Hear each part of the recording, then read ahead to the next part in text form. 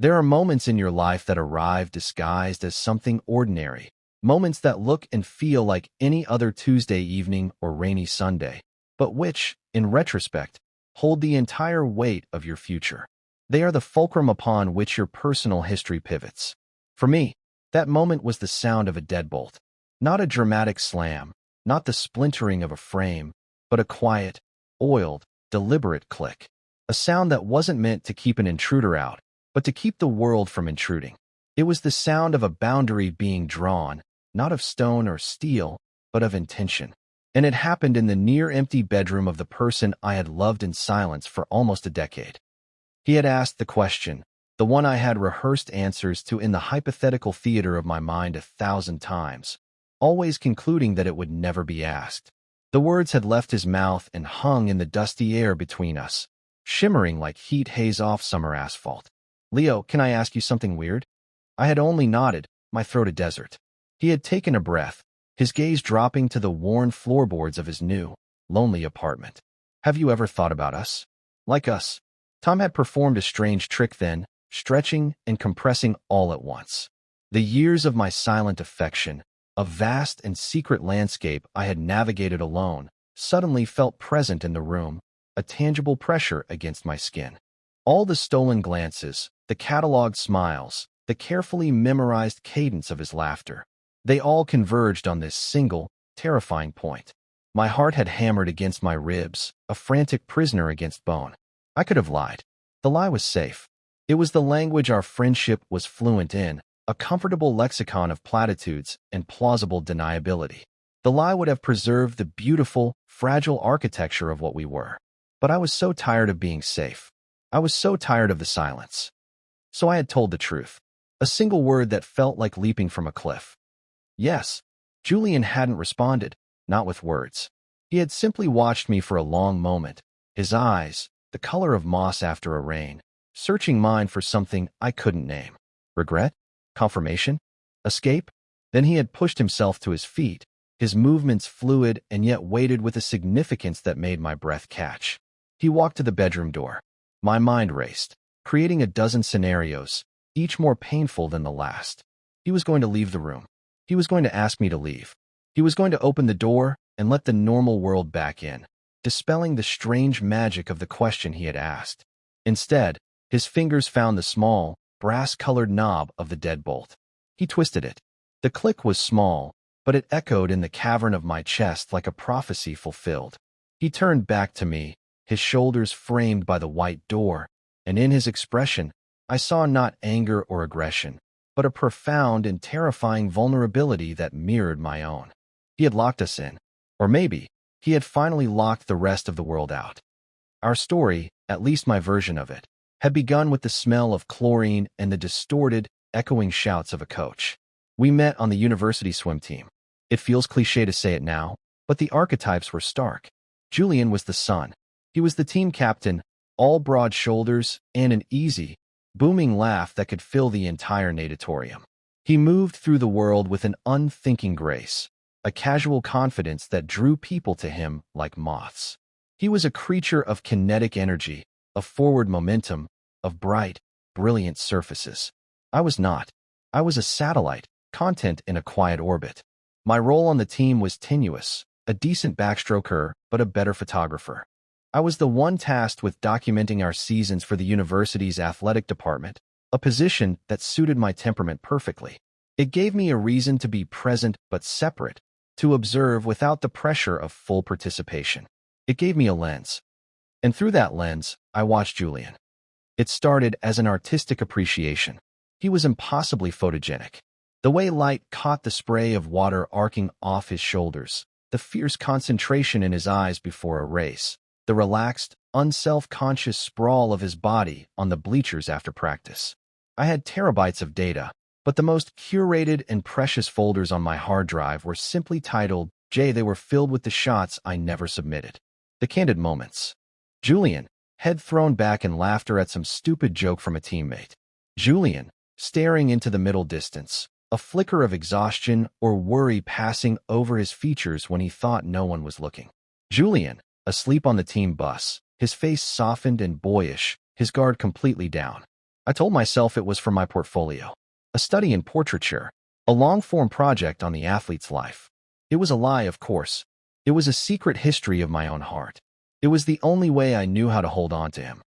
Our friendship solidified not in the water, but in the library, over lukewarm coffee and textbooks that smelled of old paper and dust. He was a software engineering major, I was fine arts. On paper, we made no sense.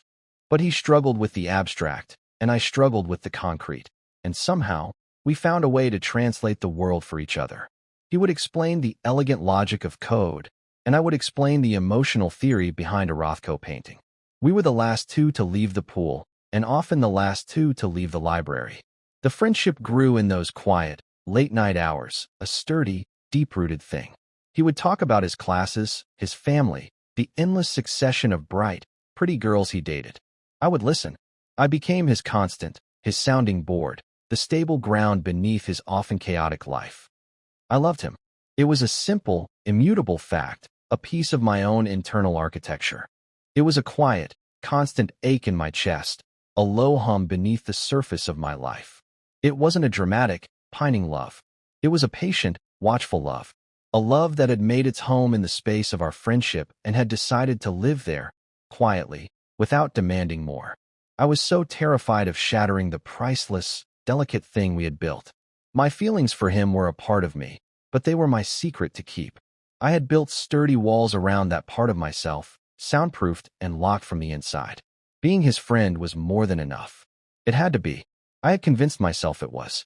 For years, I had stood on the shore, watching the magnificent, sunlit ocean of his life, content to just be near the warmth it gave off, never imagining I would be invited to swim in it.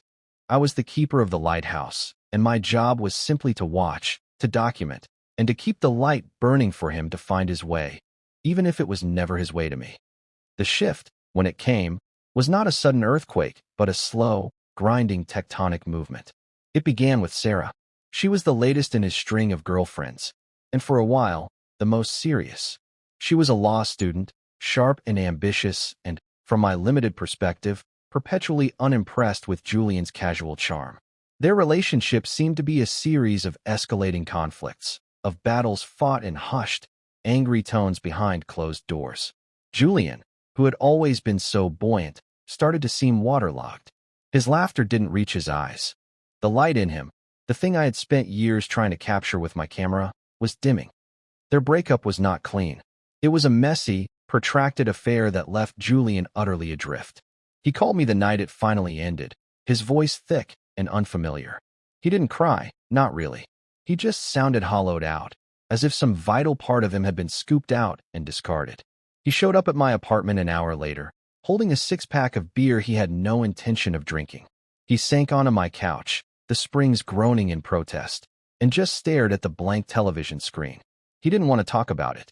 He didn't want advice. He just wanted to not be alone. So I sat with him. I put on a movie we'd both seen a dozen times, something mindless and familiar, and I let the silence between us be a blanket. This became the new pattern. He stopped going back to the apartment he had shared with Sarah, a space now poisoned with memories. My small, one-bedroom place, with its scent of photochemicals and freshly ground coffee, became his sanctuary. He'd show up after work, his consultant's tie already loosened, looking like a soldier returning from a war I couldn't comprehend. He was tired, not just physically, but existentially tired. The world, which had always seemed to bend to his will, had finally pushed back, and he didn't know what to do. He was restless and weary all at once, and in his exhaustion, he started to lean on me in a way he never had before. The solid, clearly defined lines of our friendship began to blur, like a photograph slowly dissolving in a chemical bath. The ritual began on a Tuesday night in late October. A cold rain was lashing against my window panes, and the city outside felt a million miles away. We were on the couch, watching some old black-and-white film. Julian had been quiet all evening, his presence a heavy, brooding weight beside me. Halfway through the movie, I glanced over and saw that his head had fallen back against the cushions, his mouth slightly parted, his breathing deep and even. He was asleep. It was such a simple, mundane thing, but it felt strangely profound. To fall asleep, truly and deeply, is an act of trust. It is a surrender. I watched him for a long time, the flickering grayscale light of the television playing across his face, softening the hard lines of anxiety that had taken up residence there over the past few weeks. I didn't have the heart to wake him. I carefully rose, retrieved the thick wool blanket from the back of my armchair, and gently draped it over him.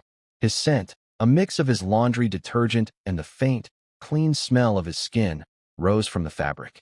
My heart did a slow, painful lurch. I spent the rest of the night in the armchair, watching him sleep, feeling like a sentry guarding a precious, sleeping king. It was the first night he stayed over. This became a pattern. A few nights a week, he would end up on my couch, exhausted from work or from the sheer effort of holding himself together. He'd fall asleep during a movie or while we were just talking, and I would cover him with the blanket. We never spoke of it. The morning after, he would just be up before me, making coffee as if it were his own kitchen, the blanket folded neatly on the arm of the couch. It was our unspoken arrangement. Plausible deniability was the foundation of this new intimacy. He was just too tired to go home. I was just being a good friend. Any other interpretation was a phantom of my own hopeful imagination. The first escalation came a month later. He had a brutal week at work, a project that had him pulling near all-nighters. He showed up at my door on a Friday looking like a ghost, his face pale and drawn. He barely made it to the couch before he was listing sideways. I let him sleep for an hour before I tried to rouse him. "Julian," I said softly, touching his shoulder. "Come on, man. You can't sleep here. Your back will be a mess." He blinked his eyes open, looking at me with a deep, unfocused confusion. "Can't go home," he mumbled, his voice thick with sleep. "Too far. You can have my bed," I offered, the words leaving my mouth before I could properly vet them for subtext. "I'll take the couch." He shook his head, a small, stubborn gesture. "No, your bed." He pushed himself up on one elbow, his eyes pleading. "It's a big bed, Leo. Just don't make me sleep alone. Please, please." The word hung in the air, stripped of all artifice. It was a raw, desperate plea. My carefully constructed walls began to crumble. How could I say no to that? How could I deny him the simple comfort he was so obviously craving? "Okay," I whispered. "Okay." That first night was a study in excruciating self-awareness. My bed, which had always felt spacious, suddenly felt like a tiny, precarious raft in a vast ocean. We constructed a barrier of pillows between us, a comical, fluffy wall that might as well have been made of concrete.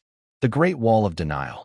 He turned his back to the wall, and I turned my back to him, our bodies separated by a foot of air and a mountain of down feathers. I didn't sleep at all. I lay there, rigid, listening to the sound of his breathing, a slow, steady rhythm that was both a comfort and a torment. I was acutely aware of the heat his body was radiating, a warmth that seemed to travel across the space between us and sink into my skin. Every tiny shift he made, every sigh, every rustle of the sheets was magnified, analyzed, and stored away in my mental archive. The next time he stayed, the wall of pillows was smaller. He built it, but with less conviction. A few weeks after that, there was only one pillow left, a lonely sentinel in the middle of the mattress. And then, one night, there was no wall at all. He got into bed, turned his back to me as usual, and we lay there in the dark, separated by only a few inches of cool cotton sheet. I felt like I was holding my breath, waiting for a verdict. After what felt like an eternity, he shifted, a slow, deliberate roll onto his other side. Now we were facing each other in the darkness. I could feel his breath on my cheek. My heart was a frantic drum against my ribs. And then, his hand moved, slowly, tentatively, and rested on my hip. It was a light touch, almost weightless, but it sent a jolt of pure electricity through my entire body. I froze. My mind was screaming. Is he awake? Is this an accident? Does he think I'm a pillow? But his hand didn't move away. It stayed there, his fingers curled slightly into the fabric of my t-shirt. After a moment, he let out a long, slow sigh, the kind of deep, contented sound a person makes when they've finally found a comfortable position. And then his breathing deepened into the steady cadence of sleep. Or feigned sleep. I would never know for sure. This became the new ritual. The couch was forgotten. His unofficial side of my bed was now a permanent fixture. Most nights, he would start on his side, and sometime in the deep, quiet hours, he would turn over and find me. An arm would drape over my waist.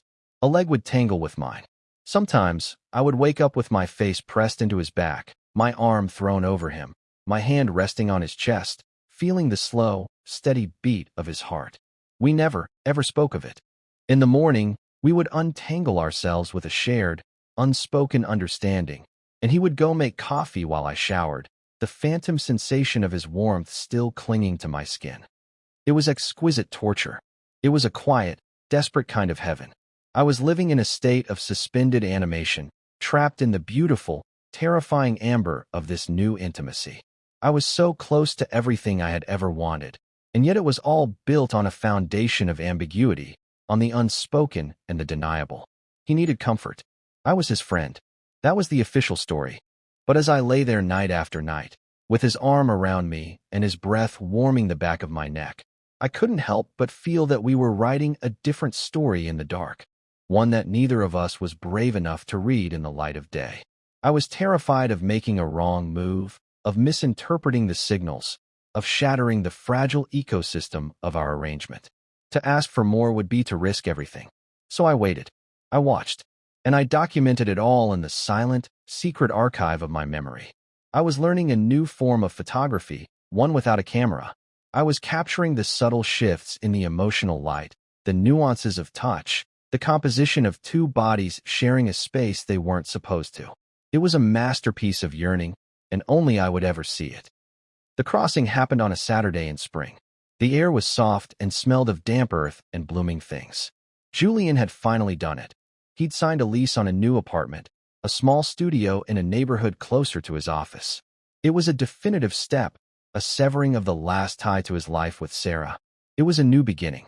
He asked me to help him move the few boxes of things he'd salvaged from his old life and the new, flat-packed furniture he'd bought online. I, of course, said yes. We spent the day in a cloud of sweat, dust, and cardboard. We wrestled with incomprehensible Swedish instructions, assembled a bookshelf that listed precariously to one side, and hauled his mattress up 3 flights of stairs. It was hard, physical work, but it was good. We fell into an easy, familiar rhythm, punctuated by laughter and the shared, satisfying ache in our muscles.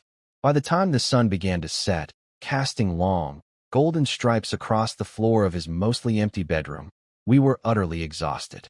We collapsed onto the floor, our backs against the cool, freshly painted wall, sharing a bottle of water between us.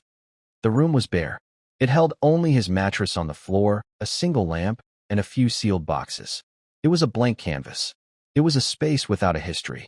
It felt different from my apartment, which was so saturated with the weight of our unspoken ritual.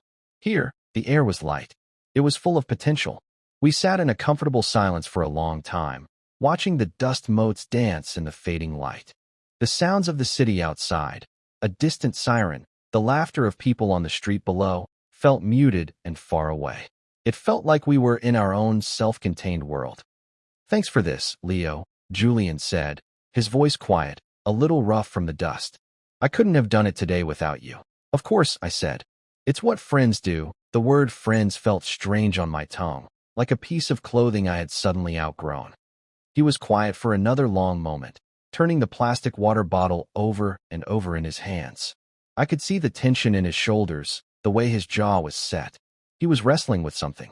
I had learned to recognize the signs, the subtle tells that preceded a difficult thought.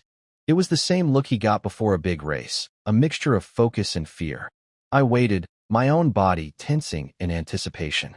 Then he spoke, and the question I had long since dismissed as a fantasy finally materialized in the quiet room. "Leo, can I ask you something weird?" My heart began to pound, a slow, heavy drumbeat. I could only manage a nod.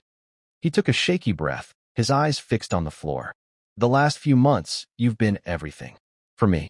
You know that, right?" "I know you've had a hard time," I said, my voice barely a whisper.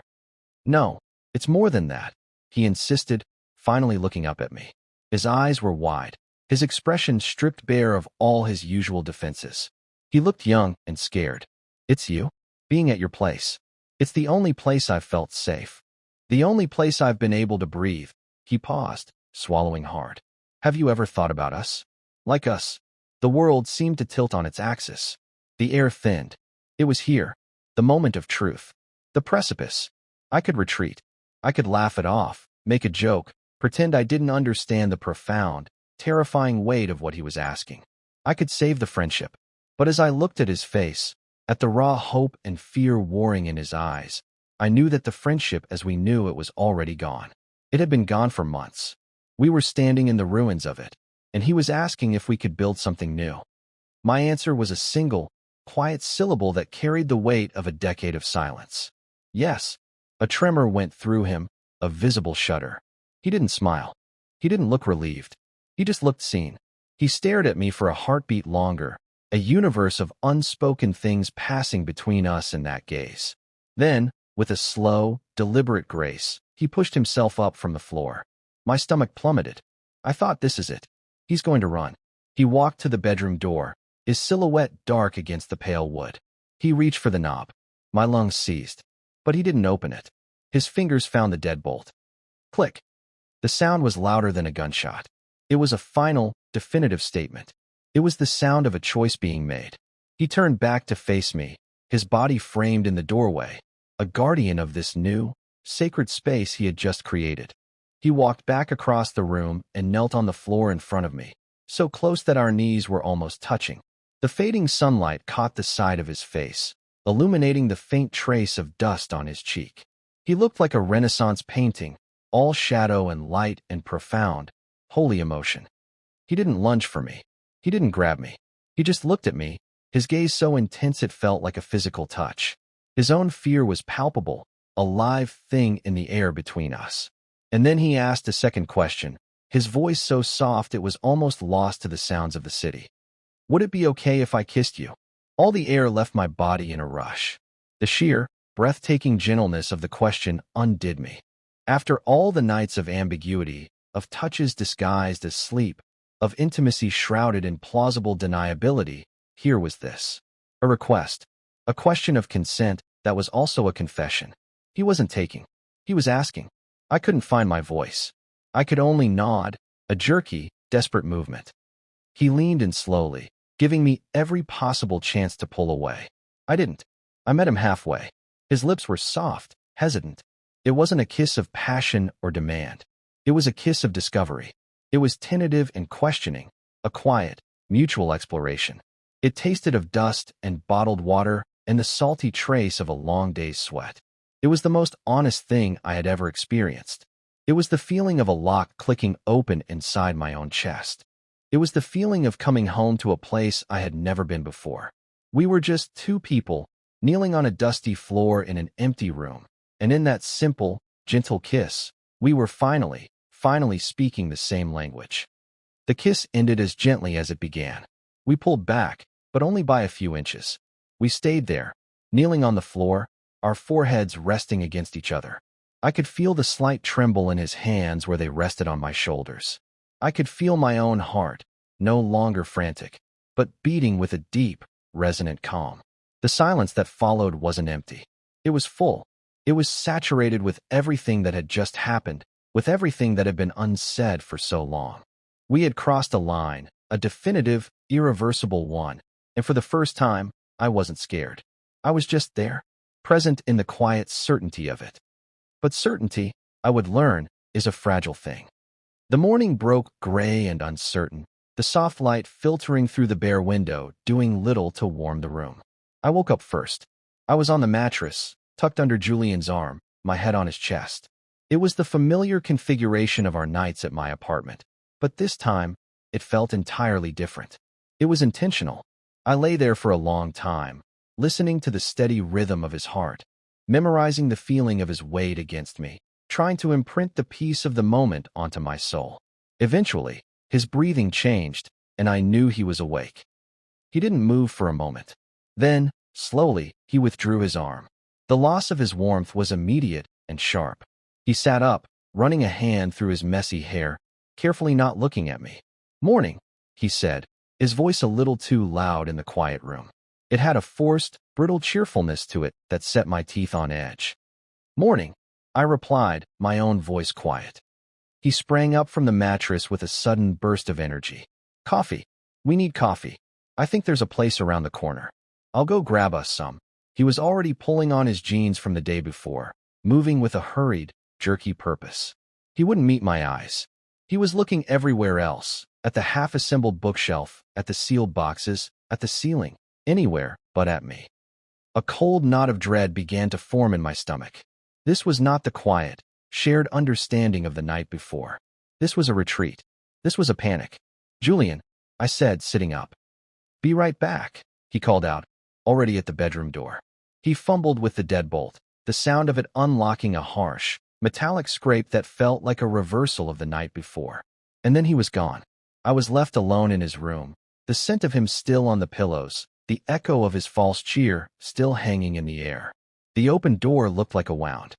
He came back 20 minutes later with 2 paper cups of coffee. He handed one to me, still avoiding my gaze. He busied himself with unpacking a box of kitchen supplies, his movements frantic and unproductive. The easy silence of the day before was gone, replaced by a thick, humming tension. He was filling the space with meaningless activity, building a wall of motion and noise between us. "So," he said, his back to me as he unwrapped a stack of plates. "Big day at work tomorrow. Got that final presentation on the Henderson account. It's going to be a beast." The casual, determined normalcy of it was like a slap in the face. He was pretending. He was trying to rewind time, to shove what had happened between us back into the box of the unspoken. The hope that had bloomed in my chest the night before began to wither, its petals curling in on themselves in the cold draft of his avoidance.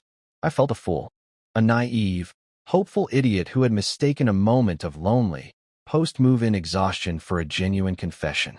He had been vulnerable, and I had been a convenient source of comfort, and now, in the harsh light of day, he regretted it. I didn't stay long after that. The atmosphere was unbearable. I made an excuse about needing to develop some film, an excuse he accepted with a palpable, gut-wrenching relief. The walk back to my apartment felt impossibly long. The city, which had seemed so full of promise the day before, now felt gray and hostile. I got back to my place, and the silence was deafening. The couch, the bed, they all felt like crime scenes. Every surface held a memory of him, a ghost of a touch, and it was all tainted now with the bitterness of his regret. The next few days were a special kind of hell. Silence. Not the comfortable silence we used to share, but a loud, deliberate, digital silence. My texts went unanswered. My calls went straight to voicemail. The open channel that had existed between us for years was suddenly dead. Each passing hour of his non-response was another shovelful of dirt on the coffin of what I thought we'd had. I spiraled.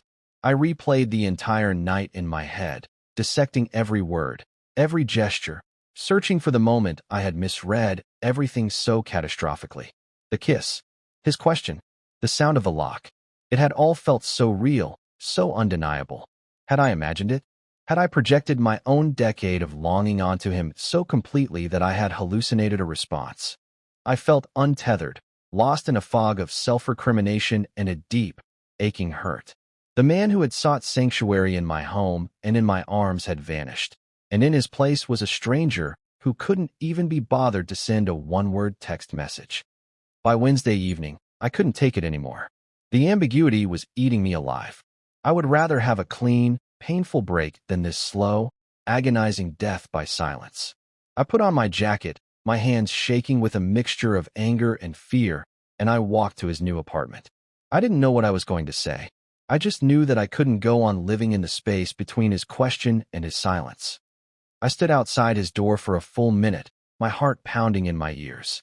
I finally raised my hand and knocked, the sound unnaturally loud in the quiet hallway. I heard movement inside, a shuffling sound. A long pause. Then the door opened a few inches. Julian peered out. He looked awful. His eyes were red-rimmed and shadowed. His hair was a mess, and he was wearing the same t-shirt he'd had on 2 days ago. He looked like he hadn't slept since I'd left. He didn't look relieved to see me. He looked like a cornered animal. "Leo," he said, his voice a rough croak. "Hey, what's up?" The casual greeting, so at odds with the tension of the moment, broke something in me. Not my anger, but my resolve to be confrontational. All I felt was a profound, weary sadness. "Can I come in?" I asked. He hesitated, then sighed and opened the door wider. The apartment was in the same state of chaos as when I had left it. The coffee cups we had used were still on the floor. It was clear he had just been existing here, hiding.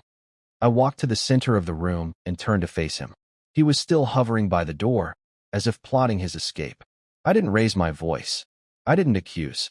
I just spoke the truth, my voice low and steady, though it cost me everything to keep it from trembling. You can't do that, Julian. He flinched. Do what? I've been swamped with work, man. That presentation. Stop.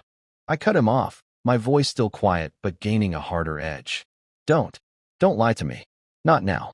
You can't ask me that question and kiss me like that and lock that door and then just disappear.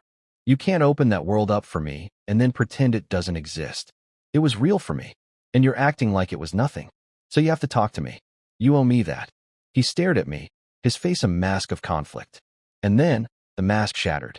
His shoulders slumped. The false energy drained out of him, leaving him looking utterly defeated. He closed his eyes, and a single tear traced a path through the stubble on his cheek. I know, he whispered. I'm sorry. I'm so sorry, Leo.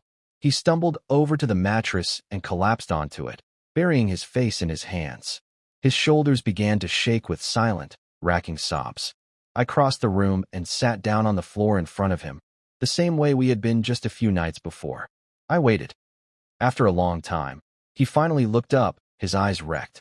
I panicked, he said, his voice thick and broken. The moment I woke up next to you, and it was real, and we had chosen it.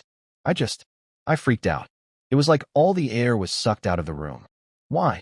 I asked, my voice softer now. Were you regretting it?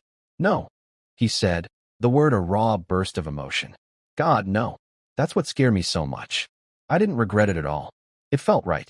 It felt more right than anything has felt in a long, long time. And that terrified me. He took a ragged breath. Leo, I think I felt this way for a long time. I just didn't have a name for it. It was just you. You were just this constant, warm, solid thing in my life, and I needed it. I craved it. When I was with Sarah, or with anyone, there was always this part of me that was just waiting to be able to come and sit on your couch and just be quiet. With you. He looked down at his hands. All those nights, sleeping at your place. I wasn't asleep, Leo. Not always. Not when I first reached for you. I was so lonely, and I was so confused, and touching you was the only thing that made sense. It was the only thing that felt like home. But I was a coward. I hid behind, I'm tired, or I'm drunk, or I must have done it in my sleep. It let me have the comfort of you without having to face what it actually meant. What does it mean? I whispered. He looked up at me, his eyes full of a heartbreaking mix of fear and dawning certainty. It means that the safest place in the world for me is next to you. It means that kiss wasn't a mistake. It was the most honest thing I've ever done. And it scared the hell out of me because it meant everything has to change. My whole idea of myself, of what I wanted, it all just shattered. I wasn't running away from you, Leo. I was running away from myself. And I'm so sorry that I hurt you in the process. It was selfish and cowardly, and you didn't deserve it. He reached out then, his hand trembling, and gently wiped at a tear on my own cheek that I hadn't even realized had fallen. I didn't misread it. I said, the word's a statement, not a question. No, he said, his voice thick with emotion. You've never misread me. You're the only person who's ever seen me clearly. The space between us was no longer a chasm of silence and misunderstanding. It was just space. And slowly, tentatively, we began to close it. We talked for hours. The sun went down, and the single lamp in the room cast a warm, intimate glow on the unpacked boxes, turning the chaotic space into a kind of fortified den. All the things we had never said, all the feelings I had kept locked away, and all the confusion he had hidden behind a mask of easy confidence, it all came pouring out. It was messy and halting and punctuated by long silences, but it was honest. It was the conversation we should have had months, maybe even years ago. He told me about the profound loneliness he felt even when he was in a relationship, a sense of being fundamentally misunderstood. He talked about the pressure he felt to be the charismatic, untroubled Julian everyone expected him to be. My apartment, my presence, was the one place he could let that persona drop. I told him about the years of silent affection, about the photographs I never showed anyone. I confessed that every night he had spent in my bed was a mix of quiet joy and agonizing restraint. I told him how his silence after the kiss had felt like a judgment, a confirmation of my deepest fear that I was unlovable, that I had imagined everything. Admitting these things aloud felt like lancing a wound. It was painful, but it was clean. It let the poison out. As we spoke, the foundation of our relationship shifted beneath us. The old structure, the one built on friendship and plausible deniability, was being dismantled brick by painful brick. And in its place, we were starting to lay a new foundation, one built on the terrifying, liberating truth. By the time we were done talking, it was past midnight. We were both emotionally drained, but in a good way. Like after a long, grueling swim, where your muscles ache but your mind is clear. We were lying on the mattress, on our backs, staring up at the ceiling, a comfortable foot of space between us. The air was no longer tense. It was calm. "I'm still scared," he said into the darkness. "Me too," I admitted. "I don't know how to do this," he said. "I've never done this." "Neither have I replied. "I guess we'll have to figure it out." I turned my head to look at him. In the dim light, I could just make out his profile. Together. He turned to face me, and in the shadows, I saw him smile. A real smile this time. Small, and a little tired, but genuine. He shifted closer, closing the space between us, and took my hand. His fingers laced with mine, a firm, warm, intentional grip. It wasn't a sleepy, ambiguous touch. It was a clear, declarative statement. He brought my hand to his lips and pressed a soft kiss to my knuckles. "Okay," he whispered. "Together." We didn't kiss again that night. We didn't need to. We just fell asleep like that, holding hands in the dark, the unspoken promise of that simple connection more powerful than any passionate embrace. It was a new beginning, built not on a dramatic climax, but on a quiet, mutual agreement to be brave. The days that followed were a process of gentle recalibration. The newness of it all was fragile, and we both seemed to understand, without having to say it, that it needed to be handled with care. The grand, terrifying gestures were over. They were replaced by 1,000 tiny, significant moments. Julian didn't move into my apartment, and I didn't move into his, but the concept of my place and his place began to dissolve. They became our places. He left a toothbrush at mine. I left a book I was reading at his. We started building a life that spanned 2 locations, weaving our separate existences together, thread by thread. The real change was in the intentionality. There were no more pretexts. When he stayed over, it wasn't because he was too tired to go home. It was because we both wanted him to. When we lay down in bed, there was no performative distance, no wall of pillows. He would just turn to me, open his arm, and I would settle against his side as if I had always belonged there. The touches were no longer questions. His hand finding mine as we walked down the street, his arm around my shoulder as we waited for the subway, the way he'd brush a stray piece of hair from my forehead as I was reading. They were all small, public, and private affirmations. This is real. This is us. One Saturday morning, about a month after his confession, I woke up in his bed to find him already awake, just watching me. The morning light was streaming in, and his apartment was no longer a chaotic collection of boxes. It was a home. My photographs were on the walls. The lopsided bookshelf was full of our books, mingled together. He had unpacked. He had settled. "What?" I asked, my voice still thick with sleep. "Nothing," he said, a soft smile playing on his lips. He reached out and traced the line of my jaw with his thumb. "I just like watching you sleep. You look peaceful." I thought about all the nights I had spent watching him, cataloging his every breath, and my heart felt full to bursting. "The feeling's mutual," I said. We fell into a new kind of ritual, a domestic one. Making coffee together in the morning, our bodies moving around each other in the small kitchen with an easy, practiced grace. Quiet evenings spent not necessarily talking, but just sharing a space. Him coding on his laptop, me editing photos, the silence comfortable and full. It was in these mundane moments that the reality of our new relationship truly solidified. The high-stakes drama of the will they won't they had been replaced by the profound, steady peace of the we are. One evening, we were at my apartment, lying on the couch where it had all started. A movie was playing, but neither of us was watching. I was resting my head on his chest, his fingers gently carding through my hair. The simple, Physical comfort that had once been a source of such intense anxiety for me was now the most natural thing in the world. "Do you remember that first night?" I asked quietly. "The first time you fell asleep here, on this couch?" He was quiet for a moment. "Yeah," he said, his voice a low rumble beneath my ear. "I remember you put that old wool blanket on me. I wasn't fully asleep. I felt you do it. It felt so kind. I think that was the first time I realized how tired I was of fighting everything, and how safe I felt here. We didn't need the grand pronouncements of love. It was there in these small confessions. It was there in the shared memories, re-examined and understood in a new light. Our love story wasn't a sudden fire. It was a slow, patient process of discovery, like a photograph developing in a darkroom. It had always been there, latent in the paper, waiting for the right conditions to emerge, to come into focus. The fear, the confusion, the silence, they were all just part of the chemistry. Home, I've learned, is not a place with four walls and a roof. It's not an apartment or a house. Home is a feeling of safety. It is the quiet certainty that you can be your whole, unedited self and still be held. It is a sanctuary you build with another person, a space defined not by doors and locks, but by mutual vulnerability and unconditional acceptance. Julian and I, we had spent years standing on opposite sides of a wall of our own making, a wall of fear, of friendship, of unspoken rules. The journey wasn't about finding a way over it or around it. It was about having the courage to admit the wall was there, and then taking it down, one honest conversation, one brave touch, one quiet, shared morning at a time, until there was nothing left but an open, sunlit space where we could finally, truly see each other.